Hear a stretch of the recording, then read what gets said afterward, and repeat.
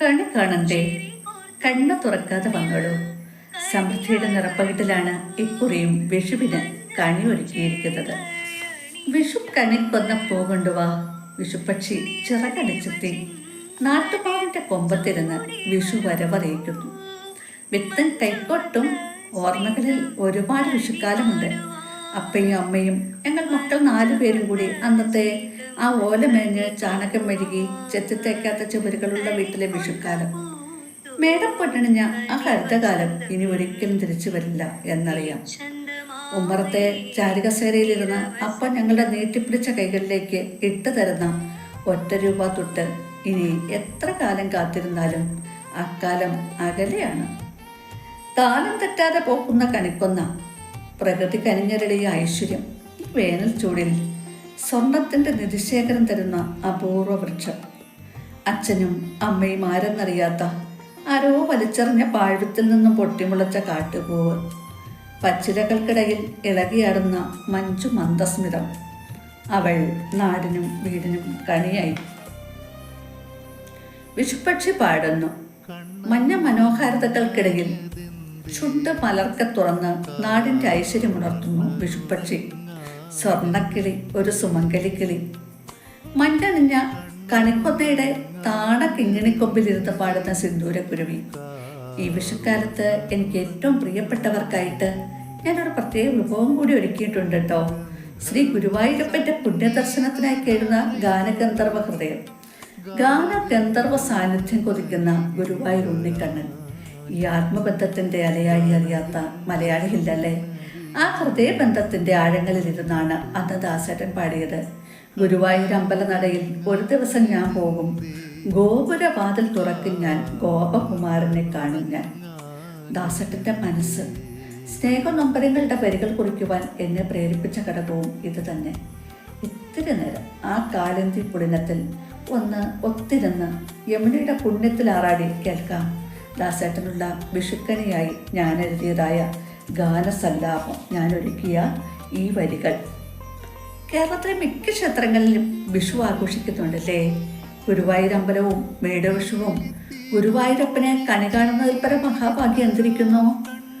മഞ്ഞത്തുകിൽ ചുറ്റി കനകക്കിങ്ങിണി വളകൾ മോതിരം ചാർത്തി ചെത്തി മന്ദാരം തുളസി പിച്ചകമാലകളൊക്കെ ചാർത്തി കണി കാണുന്ന ഭഗവത് ദർശനം. ഗുരുവായൂരപ്പനെ കണി കണ്ടു മടങ്ങിയ പുണ്യം അടുത്ത വിഷു വരെയാണത്രേ. വിഷുദിനത്തിൽ മാത്രം സൂര്യകിരണങ്ങൾ ഭഗവാന്റെ കാൽക്കൽ വന്ന് പതിക്കത്തക്ക വിധത്തിലാണ് ക്ഷേത്രത്തിന്റെ നിർമ്മാണം. ഗുരുവായൂരെ മേൽശാന്തിയുടെ മകന്റെ ദാരിദ്ര്യം സങ്കടം കണ്ട് കൃഷ്ണൻ തന്റെ പൊന്നരഞ്ഞാണം അവന് നൽകി. ആ അരഞ്ഞാണം തന്റെ മകൻ കട്ടെടുത്താണെന്ന് തെറ്റിദ്ധരിച്ച മേൽശാന്തി ബ്രാഹ്മണൻ അതെടുത്ത് വലിച്ചെറിഞ്ഞു. ആ അരഞ്ഞാണം ചെന്ന് വീണ മരക്കൊമ്പിൽ കിങ്ങിണിയായി ചാഞ്ചാടുന്നതാണ് കണിക്കൊന്ന. തിരുവനന്തപുരത്തെ ശ്രീ പത്മനാഭസ്വാമി ക്ഷേത്രത്തിൽ മഹാരാജാവിൻ്റെ ഉടവാളാണ് കണി. അമ്പലപ്പുഴ പാൽപ്പായസം പോലെ അവിടുത്തെ വിഷുവിന് പട്ടും പാട്ടും കളമെഴുത്തും ഒക്കെയുണ്ട്. കർണാടകത്തിലെ കൊല്ലൂർ മൂകാംബികയിലും മലയാളക്കരയിലേതുപോലെ കണിയൊരുക്കും. ദേവി മൂകാംബിക തന്നെയാണ് അവിടുത്തെ കണി. ശബരിമലയിലെ തലയുടുപ്പുള്ള മരങ്ങൾക്കിടയിൽ കണിക്കൊന്ന പൂത്ത് കാനനവാസന് കണിയൊരുക്കാറുണ്ട്. മേടസംക്രമ വേളയിൽ വിഷുപക്ഷികൾ പാടുമ്പോൾ പരദൈവങ്ങളുടെ നടക്കലും കണിയൊരുങ്ങും. തൃശ്ശൂർ പാറേമക്കാവ് ദേവീക്ഷേത്രത്തിൽ ഒരു വിഷുക്കാലത്ത് തൊടാനായി പോയി, കണി കാണാൻ പോയി. ഇലക്കീറിൽ ചെത്തിപ്പൂവും തുളസിയിലയും പിന്നെ കൊന്നപ്പൂവും അല്പം കുങ്കുമവും ചന്ദനവും അവലും ശർക്കരയും നാളികേരക്കൊത്തുമൊക്കെ അടങ്ങുന്ന പ്രസാദക്കൂട്ട് കിട്ടി. ഭഗവതിയുടെ വിഷു കൈനീട്ടമായി അതിട്ടയിൽ ഒരു 1 രൂപ തൊട്ട് ഒളിഞ്ഞിരിപ്പുണ്ടായിരുന്നു. ജ്യോതിശാസ്ത്ര പ്രകാരം സൂര്യഭഗവാൻ തൻ്റെ ഏറ്റവും ശക്തിയേറിയ രശ്മികൾ കൊണ്ട് ഭൂമിയെ ഊഷ്മളമാക്കുന്ന മേടസംക്രമത്തിൽ രാത്രിയുടെ അന്ത്യയാമത്തിൻ്റെ ആരംഭത്തിൽ സൂര്യദർശനത്തിനായി പുറത്തേക്ക് ഇറങ്ങിയാൽ അപ്പോൾ സ്വർണ്ണവർണ്ണം ചൂടിയ കൊന്നപ്പൂക്കൾ സൂര്യതേജസ്സിനെ പ്രതിനിധാനം ചെയ്യുന്നതായി കാണും. വിഷുവുമായി ബന്ധപ്പെട്ട് ശിവഭഗവാനാണ് പ്രാധാന്യമെന്ന് പറയുന്നുണ്ട്. സൂര്യ ശിവനാണത്രേ. ചില വീടുകളിൽ കണിയൊരുക്കുമ്പോൾ അതിൽ ഭഗവാന്റെ ചിത്രമോ ശില്പമോ ഒക്കെ വയ്ക്കാറുണ്ട്. മാനവ മൈത്രിയുടെ ഉത്സവമാണ് മേടവിഷു.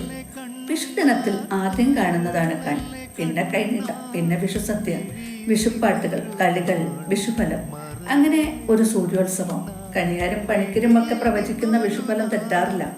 വിഷുഫലത്തിൽ മിക്കവാറും അക്കൊല്ലം മഴയെത്ര എന്നതിനാണ് പ്രാധാന്യം. പ്രകൃതിയുടെ താളത്തിനൊത്ത് കാർഷിക വിഭവ സമൃദ്ധിക്ക് നടുവില് പറന്നു വന്നിരിക്കുന്ന വിഷുപ്പക്ഷിയുടെ പാട്ട്, കുടുംബ ബന്ധങ്ങളുടെയും സൗഹൃദത്തിന്റെയും കെട്ടുറപ്പിന്റെ സന്ദേശം. നാടും നഗരവും മഞ്ഞപ്പട്ടണിഞ്ഞ് വശ്യമായിരിക്കുന്നു. ഈ അവസരത്തിൽ വാരി വിതറുകയാണ് വിഷുക്കൈനീട്ടം.